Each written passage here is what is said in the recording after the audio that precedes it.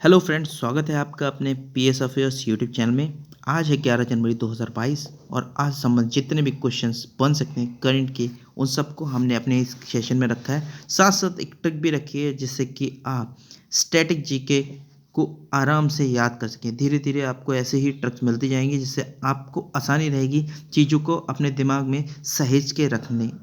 तो दोस्तों, देखेंगे सबसे पहले हम किस तरीके से हमें आज का ये सेशन लेके चलना है। सबसे पहले हम करेंगे रिवीजन जो हमने कल के वीडियो में जो क्वेश्चंस किए थे। उसके बाद हम देखेंगे एक छोटी सी शॉर्ट ट्रिक और लास्ट में जो हमारा है आज का current affair MCQ based form में उसको करेंगे हम। ठीक है, बढ़ते हैं सबसे पहले रिवीजन की ओर। कौन सा प्रदेश तीसरे जल पुरस्कार, जो थर्ड टाइम दिया जा रहा है ये जल पुरस्कार, 2020 में राज्य श्रेणी में प्रथम स्थान पर रहा? तो दोस्तों, इसका जो आंसर है वो है उत्तर प्रदेश प्रथम स्थान पर रहा है तीसरे जल पुरस्कार में, जबकि द्वितीय स्थान मिला है राजस्थान को और तृतीय स्थान मिला है तमिलनाडु को। First position Uttar Pradesh, second position Rajasthan and third position पे रहा है तमिलनाडु। इसके साथ साथ मैं आपको बताता हूँ जो जिले का पुरस्कार मिला है वो उत्तर प्रदेश के मुजफ्फरनगर जिले को मिला है सर्वश्रेष्ठ जिले का खिताब। अगर आप देखें उत्तर क्षेत्र में पंजाब के शहीद भगत सिंह नगर को सर्वश्रेष्ठ जिले का खिताब मिला है, जबकि तिरुवनंतपुरम को दक्षिण क्षेत्र में, इंदौर जो कि क्लीनेस्ट सिटी है हमारे इंडिया का, मध्य प्रदेश में पड़ता है, इसको पश्चिम क्षेत्र का जल जल पुरस्कार 2020 से नवाजा गया है। पूर्वी क्षेत्र में पूर्वी चंपारण जो कि बिहार में है, और असम में गोलपारा और सियांग जो कि अरुणाचल प्रदेश में है, ये उत्तर पूर्व क्षेत्र में इनको जल पुरस्कार 2020 से नवाजा गया। अगर आपसे पूछा जाए राज्य स्तर पर जनरली जो क्वेश्चन बन सकता है वो अगर आप देखते हैं तो यही क्वेश्चन रहेगा कि राज्य श्रेणी में तीसरा जल पुरस्कार 2020 किसको दिया गया, तो इसका आंसर होगा उत्तर प्रदेश, दूसरा राजस्थान और तीसरा तमिलनाडु। ठीक है, बढ़ते हैं अगले क्वेश्चन की ओर। जो अगला क्वेश्चन था, ममता बियॉन्ड 2021 नामक पुस्तक किसके द्वारा लिखी गई है? तो दोस्तों, ममता बियॉन्ड 2021 नामक पुस्तक ममता बनर्जी पर आधारित है, जो कि पश्चिम बंगाल की एट प्रेजेंट मुख्यमंत्री हैं। और इसमें बताया गया है कि कैसे जो उनकी विपक्षी दल था चुनाव में, भारतीय जनता पार्टी, वो उनसे उबरने में कामयाब रही और जीतकर एक प्रॉपर मेजोरिटी से सरकार बनाई उन्होंने पश्चिम बंगाल की। तो दोस्तों, ये जो किताब लिखी है वो लिखी है जयंत घोषाल ने, और इसको ममता बनर्जी जी ने स्वयं लॉन्च किया था अपने जन्म दिवस पे। अगली जो है, Gandhi's assassin the making of Nathuram Godse and his idea of India, किताब किसके द्वारा लिखी गई है? तो दोस्तों, ये बुक लिखी गई है धीरेन्द्र झा द्वारा। अगला जो क्वेश्चन था जो हमने कल पढ़ा था, हाल में ही पाकिस्तान में सुप्रीम कोर्ट में पहली महिला जज के रूप में नियुक्त होने वाली महिला कौन है? तो दोस्तों, ये थी आयशा मलिक। SSIP 2.0 या फिर student startup and innovation policy 2.0 किस राज्य सरकार द्वारा लॉन्च की गई स्कीम है? तो ये है आपके गुजरात द्वारा लॉन्च की गई स्कीम। देखिए, यहाँ पे आपको सारे आंसर मिल जाएंगे इसके। पढ़ते हैं अब अपनी ट्रिक की ओर। तो ट्रिक है, अरल सागर के जो आसपास में जो कंट्रीज़ हैं जिससे अरल सागर घिरा हुआ है, वो उन कंट्रियों के नाम को आप कैसे याद रखोगे? तो दोस्तों, बहुत ही सिंपल सी ट्रिप है, काजू अरल में गिर गया। काजू से आप समझ सकते हैं कजाकिस्तान, और यू से आप बना लेंगे उज्बेकिस्तान। तो काजू अरल में गिर गया मीन्स कजाकिस्तान और उज्बेकिस्तान, और अरल से तो पता चल ही रहा होगा आपको, अरल सागर।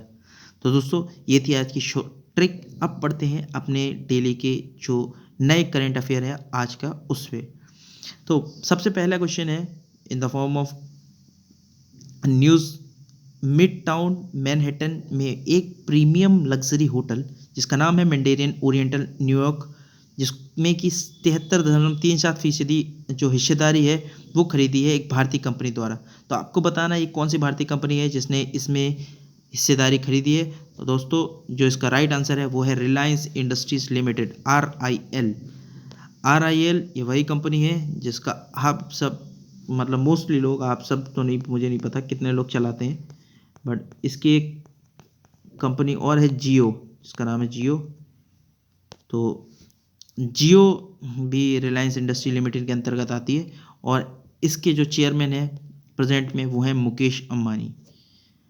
ये आप देख सकते हैं होटल का व्यू, मतलब बाहर का एक गेट पे। अगली न्यूज़ है, हाल में ही प्रधानमंत्री मोदी जी द्वारा किस दिवस को वीर बाल दिवस मनाने की घोषणा की गई? तो रिसेंटली 9 जनवरी 2022 को श्री गुरु गोविंद जी की जयंती थी। इसको हम प्रकाश पर्व के रूप में ही मनाते हैं। और ये गुरु गोविंद सिंह कौन थे? तो ये थे गुरुओं के 10वें गुरु और खालसा समुदाय के संस्थापक। इनकी जयंती थी जो गुरु गोविंद साहब थे 9 जनवरी 2022 को। इसी दिन हमारे प्रधानमंत्री ने एक घोषणा की कि इस दिन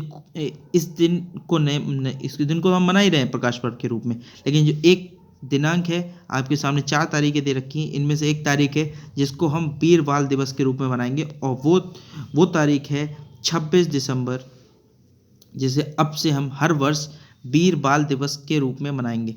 पर ये बाल दिवस के रूप में मनाने का कोई कारण है क्या? इस तारीख को कुछ हुआ था? तो मैं आपको बताता हूँ।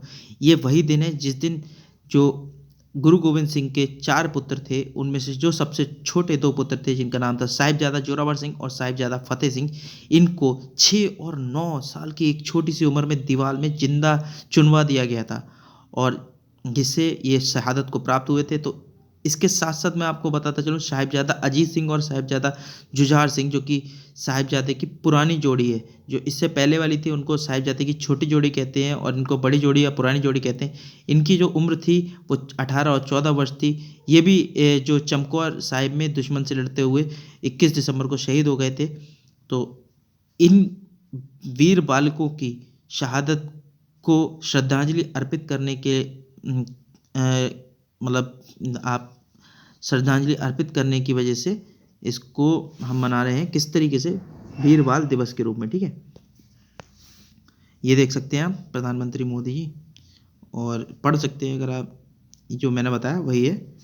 विदेश मंत्रालय में ने पासपोर्ट सेवा प्रोग्राम 2.0 के लिए किस कंपनी से समझौता किया है?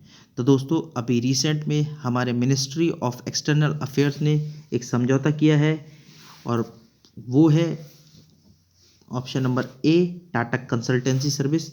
इसके अंतर्गत क्या होगा? जो अब तक आपको पासपोर्ट्स मिल रहे थे, नॉर्मल पेपर टाइप में पासपोर्ट होते थे, वो ठीक उस तरीके से आएंगे। एक तो चिप उनके अंदर लगी होगी, जैसे हमारे एटीएम कार्ड्स में होती है चिप, हमारे जो न्यू टाइप के जो ड्राइविंग लाइसेंस इशू हो रहे हैं उसमें एक चिप लगी होती है, और जो अब आपने अगर नए वाले पैन कार्ड बन पाए होंगे तो उनमें भी एक चिप लगी हुई आ रही है।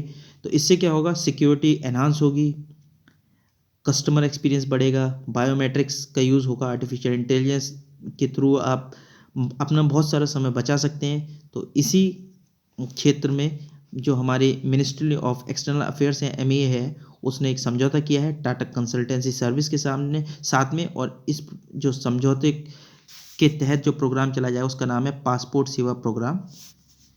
और हमारे विदेश मंत्री कौन है? तो एस जयशंकर साहब हमारे विदेश मंत्री हैं एट प्रेजेंट में। बढ़ते हैं अगली न्यूज़ की ओर, लेकिन एक बार जल्दी से देख लेते हैं TCS के बारे में। TCS लिमिटेड के जो CEO हैं वो एट प्रेजेंट राजेश गोपीनाथन है। TCS सर्विस लिमिटेड के जो फाउंडेशन डेट थी वो थी 1 अप्रैल 1968। TCS का हेडक्वार्टर मुंबई महाराष्ट्र में है। अगली जो न्यूज़ है, बहाने छोड़ो टैक्स बचाओ अभियान किस इंश्योरेंस कंपनी द्वारा लॉन्च किया गया है? तो दोस्तों टैक्स बचाओ बहाने छोड़ो, इस तरीके का आपने हैशटैग बहाने छोड़ो टैक्स बचाओ, आपको ये टैगलाइन दिख रही होगी। इसका मतलब क्या है? अगर आपने आसपास देखे होंगे बहुत सारे लोग जो इनकम टैक्स भरते हैं साल में एक दिन उनको अपना रिटर्न फाइल करना होता है। उसमें आपने देखा होगा बहुत सारे टैक्स या फिर अपने सेविंग्स को लगाते हैं कि हाँ भाई हमने ये साल में ये सेविंग में डाला था, हमने इंश्योरेंस कराया। इसके बदले में क्या होता है? गवर्नमेंट उनको कुछ छूट देती है, टैक्स में उनको कुछ छूट देती है। पैसा उनका जो एक नॉर्मल बंदे का जा रहा होता है, और अगर आप उसमें सेविंग्स के कुछ जैसे इंश्योरेंस के पेपर लगा दिए आपने तो उसमें आपको रिबेट मिलता है। तो अभी इस हैशटैग बहाने छोड़ो टैक्स बचाओ प्रोग्राम इसी के लिए शुरू किया गया, और इसको शुरू करने वाली जो कंपनी है वह state bank of India general insurance limited.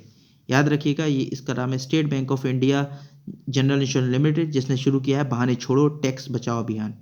बढ़ते हैं अगली न्यूज़ की ओर। उससे पहले हम देख लें स्टेट बैंक ऑफ इंडिया की जो फाउंडेशन हुई थी वो हुई थी 24 फरवरी 2009 को। इसके जो हेडक्वार्टर है वो है मुंबई महाराष्ट्र में, और जो MD और CEO हैं इसके एट प्रेजेंट वो है प्रकाश चंद खंडपाल। अगली न्यूज़ देखते हैं। जिरकॉन हाइपरसोनिक मिसाइल जिसका परीक्षण हाल में एक देश के द्वारा किया गया है, आपको बताना है वह कौन सा देश है जिसने इसका परीक्षण किया है। आपको नाम में TASI दिख रहा होगा, बट इसका जो प्रोनाउंसिएशन है वो जिरकॉन है। ठीक है, इसको जो प्रोनाउंस करेंगे वो हम ज़िरकॉन की तरह करेंगे। और जो इस क्वेश्चन का राइट आंसर है वो है ऑप्शन नंबर ए, रूस। तो रूस ने ज़िरकॉन हाइपरसोनिक मिसाइल का परीक्षण किया है अभी रिसेंट में ही। और हाइपरसोनिक क्या है, इसकी जो स्पीड होगी वो साउंड से 5 गुना ज़्यादा होगी, 5 गुना ज़्यादा से भी ज़्यादा होगी। साउंड की स्पीड होती है, जो स्पीड होती है उससे 5 टाइम्स ग्रेटर स्पीड होगी इस मिसाइल की। रूस के जो प्रेसिडेंट हैं एट प्रेजेंट वो है व्लादिमीर पुतिन। यहाँ की जो राजधानी है वो है मॉस्को और यहाँ जो करेंसी चलती है वो है रूबल। अगली न्यूज़ है लुसांग, जिसको हम नामसूंग महोत्सव भी कहते हैं, ये किस राज्य में मनाया गया है। तो दोस्तों इससे पहले मैंने आपको बताया था एक लोसार महोत्सव मनाया गया था लद्दाख में, जो हमारा एक केंद्र शासित प्रदेश था लद्दाख, वहाँ पे मनाया गया था लोसर महोत्सव। और जो लोसांग महोत्सव मनाया गया है वो मनाया गया है सिक्किम में। याद रखिएगा option number A Sikkim is the right answer इस क्वेश्चन का। सिक्किम की राजधानी है गैंगटॉक। और सिक्किम का आप मैप देख सकते हो ये। और अगर आप इंडियन मैप में देखें तो ये जो इस बॉक्स में दिख रहा है आपको, ये जो पार्ट है ये सिक्किम है। ये आपको मैं एक बार, ये वाला जो पार्ट है ये सिक्किम में जो ब्लैक बॉक्स के अंदर दिख रहा है। और इसका जूम्ड मैप आप देख सकते हैं, स्क्रीन पर आपके आ रहा होगा ये। अरे ये आ रहा है आपकी जूम मैप। सिक्किम के बारे में इसके राजधानी मैं बता चुका हूँ गैंगटॉक है। इसके जो प्रधान मुख्यमंत्री हैं वो है प्रेम सिंह तमांग, इनको पीएस गोले भी कहते हैं। सिक्किम के जो राज्यपाल हैं वो है गंगा प्रसाद। और सिक्किम में एक बड़ा फेमस राष्ट्रीय उद्यान है जिसका नाम है कंचनजंगा राष्ट्रीय उद्यान, जो कि एक पीक भी है, जो कि 3rd हाईएस्ट पीक है वर्ल्ड की और 2nd हाईएस्ट पीक है इंडिया की। सिक्किम में 2 फेमस पासेस हैं या फिर दर्रे हैं जिनका नाम है जलेब और एक है नाथुला दर्रा, जलेबला और नाथुला दर्रा। पढ़ते हैं अगली न्यूज़ है AIIB के नए वाइस प्रेसिडेंट के रूप में हाल में किस पूर्व RBI गवर्नर को नियुक्त किया गया है।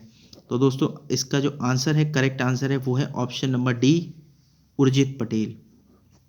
उर्जित पटेल जो कि इससे पहले गवर्नर थे रिजर्व बैंक ऑफ इंडिया के, इनको अभी हाल में चुना गया है वाइस प्रेसिडेंट के रूप में AIIB के।